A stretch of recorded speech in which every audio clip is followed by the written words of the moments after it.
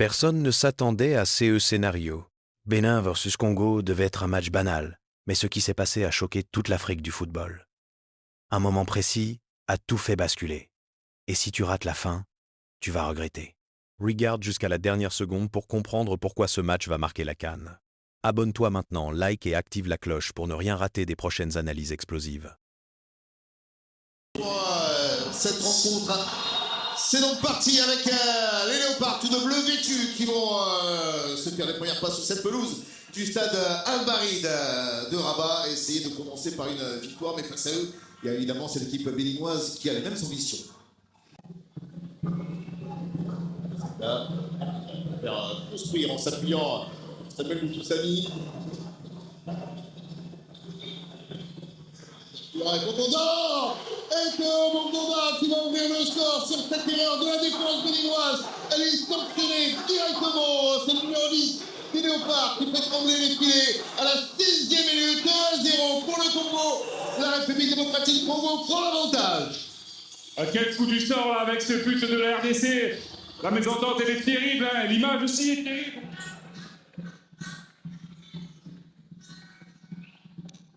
C'est bien d'aider. Placé, hein, cette charnière solide avec le joueur de Lille associé au joueur de Burnley.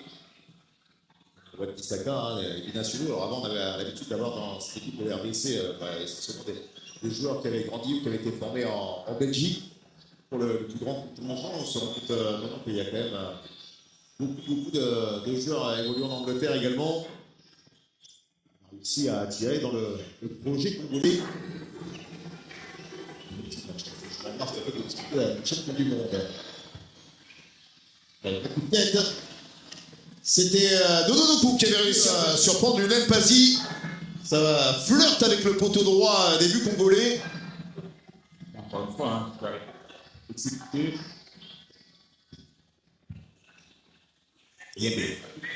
Interception de Jodel dessous. Pour Doku qui s'est frappé, qui a voulu surprendre la défense hein, avec cet enchaînement rapide. Contrôle et de rentrer forcément à la surface de réparation. Elle a mis la puissance en tout cas. Hein. C'est vrai que le ballon s'envole un petit peu. Il leur faut réagir évidemment depuis cette ouverture du score de Théo Bongonda. Pourtant la possession de balle, hein, ce sont les 66% de possession de balle pour les Guépards béninois. Il a du mal à s'approcher, à venir inquiéter le gardien de la RDC. Il a convoqué, voilà, il a dit que ça ne devait pas correspondre au plan de jeu de Sébastien de Sarre. Voilà. On rappelle le ballon dévancé par le latéral gauche, Tamilou Ouourou. Bissaka pour la remise en jeu.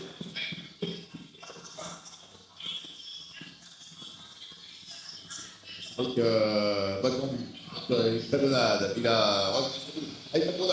non. Et la défense béninoise qui arrive encore une fois à s'en sortir là grâce à ce geste que Théo Bongonda était encore une fois absolument seul. Parce qu'il y a une couche de Wan-Bissaka, il s'appuie sur Cédric Bakambu.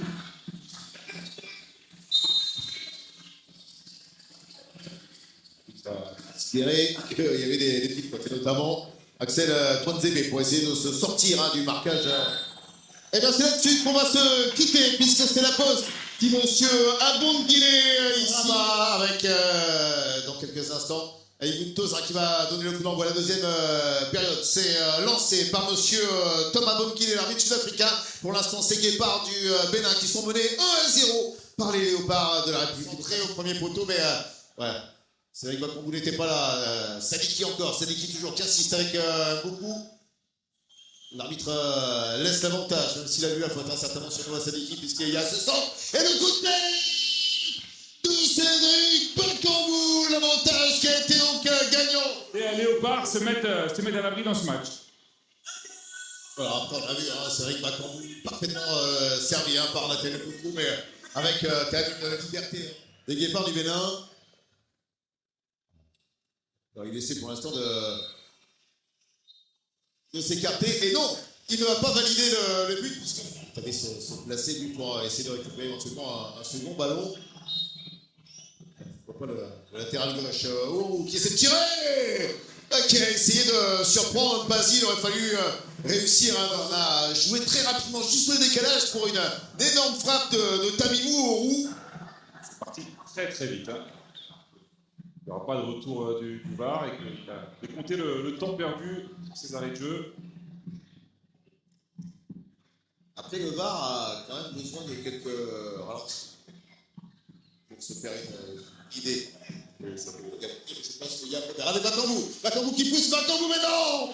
Oh, le ballon a été dévié, touché par Saturnin Alagbe, le gardien de son compteur dans cette Coupe d'Afrique des Nations. Lui qui avait marqué tout à l'heure un but invalidé, là, Alagbe, il a été décisif.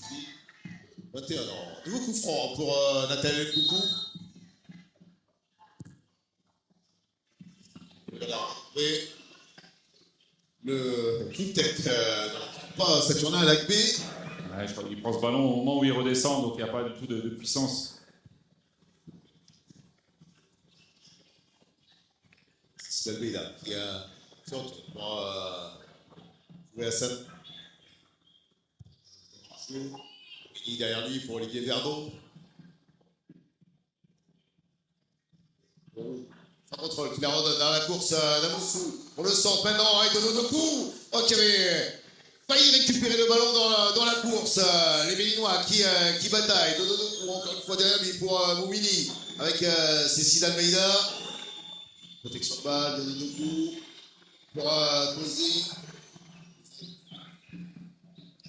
Pour Chancel Bemba. C'est Elia Meshak, le couloir. Salut, TP Mazembe, Elia Meshak. Wadli Saka qui redonne encore une fois pour Elia Meshak. Toujours. Allez, qui provoque Elia Meshak qui arrive à placer l'accélération. Passé également par les Boys. Championnat suisse, club qui a entraîné d'ailleurs Garde Fort. Excellent aussi, très longtemps. Oui, c'est peut-être cette première expérience. Donodoku qui donne pour Amoussou. Vers l'avant pour Toza maintenant qui frappe. Oh, le ballon traîne et a failli passer entre les pieds de Lionel Pazzi. Toza qui avec un peu plus de réussite. On a vu le ballon passer entre les jambes du gardien congolais. C'est d'envoyer le ballon. J'ai une petite inquiétude. Je suis en train de regarder Wadli Saka qui était resté au sol. Et l'arbitre décide qu'on en reste là. Ça est donc terminé avec le RDC, le Léopard grâce à Théo.